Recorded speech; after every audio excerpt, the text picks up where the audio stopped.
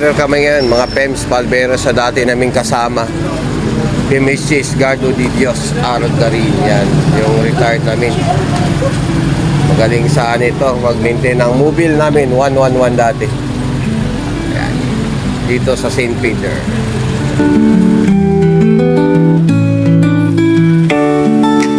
Pallbearer ngayon kay Hepe Argarin.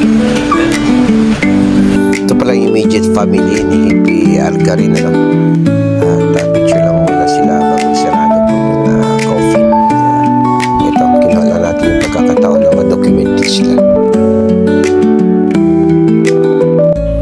Sarado natin ng kabaong, misis po niya, nagsarado, ano?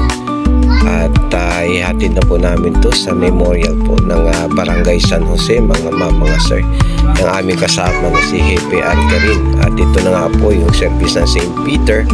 At makikita nyo rito ang ating escort, yung ating TEU, Traffic Enforcement Unit ng Puerto Princesa City, para maklear naman yung daan para wala kaming traffic. At ihatid namin dito sa Parish Church, dito sa may Barangay San Miguel. Sa Arcangel para sa mesa naman, mas ni Hepe Argarin, ano? Ito kami. At ito na ang tropa.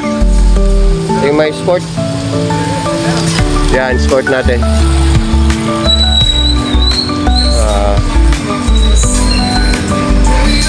Ito na yung labi ng ating kasama. Ay, doon ang daan. Okay po.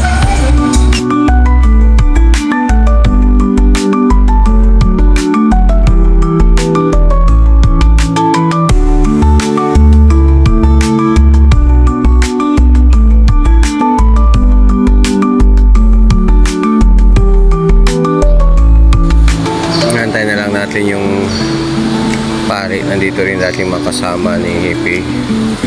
Mga pallbearer boys dito. Ligtas ka! Na lang kami, pagpatapos yung mesa, takbo na kami.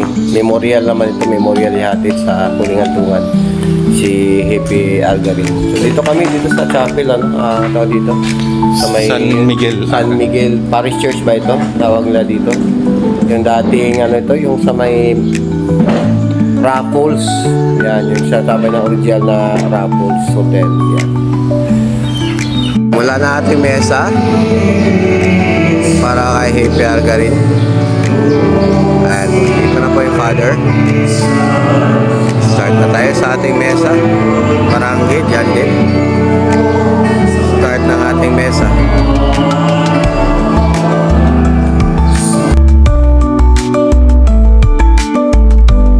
Nagtutulak? Tulak. Memorial.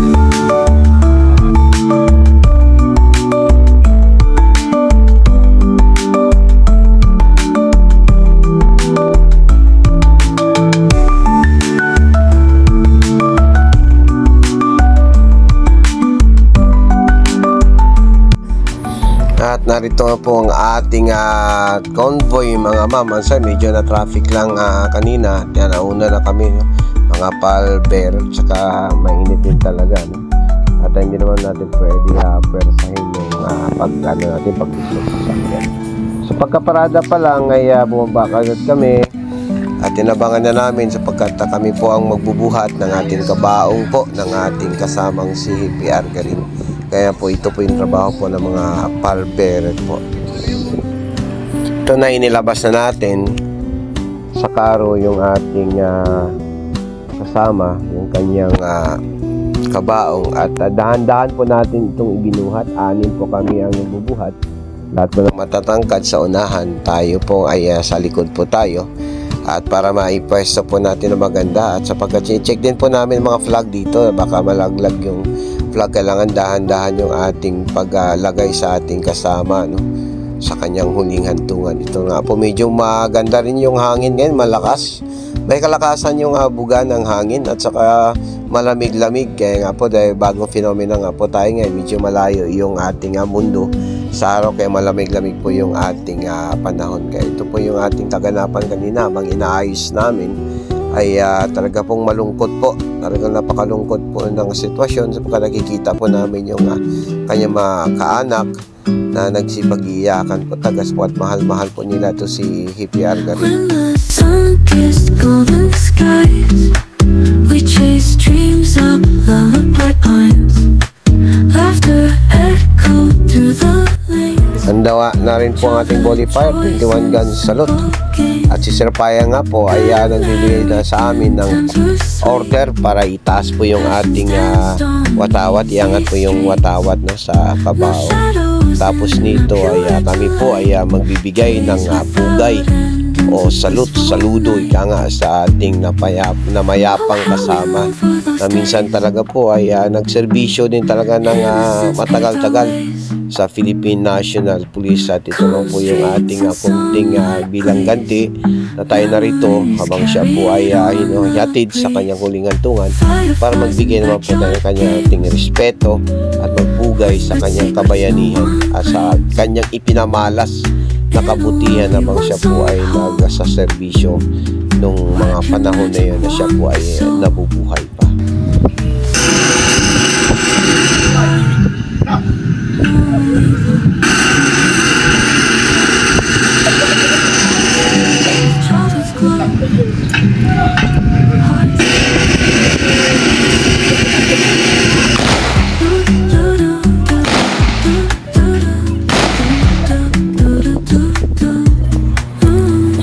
Tapos po nito, tapos ng 21 Gun Salute, ito na, ipo-fold na po natin yung flag natin.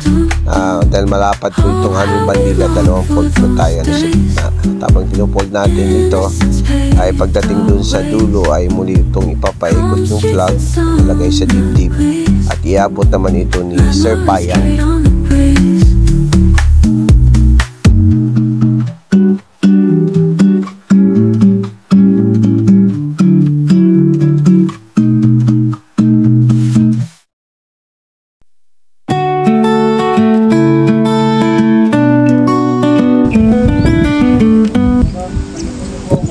Ito, nasa gitag ng ating bansa bilang simbolo ng inyong namayapang asawa na naglingkod para sa ating bayan.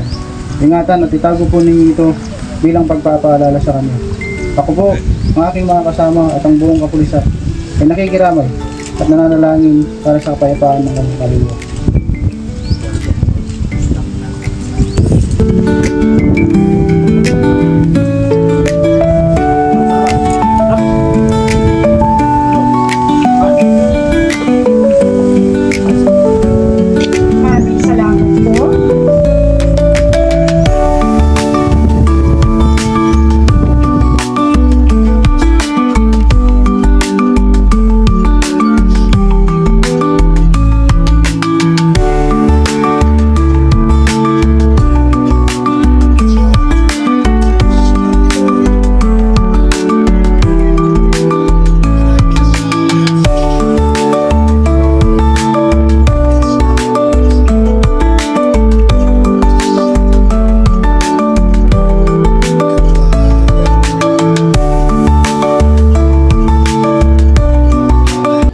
At makikita po natin ang mga tao sa paligid. Ito po yung mga kaanak, mga kaibigan, mga dating kasama ni Hippie Argarin na tunay nga naman po nagmamahal sa kanya. At ito po, maghandog po tayo ng ating huling paalam sa ating kasama sa kanyang bulaklak. Ito lang po at malungkot na ng buhay, pero ito po yung cycle talaga ng ating buhay. Kung may simula, meron din pong katapusan. Paalam Hippie Argarin.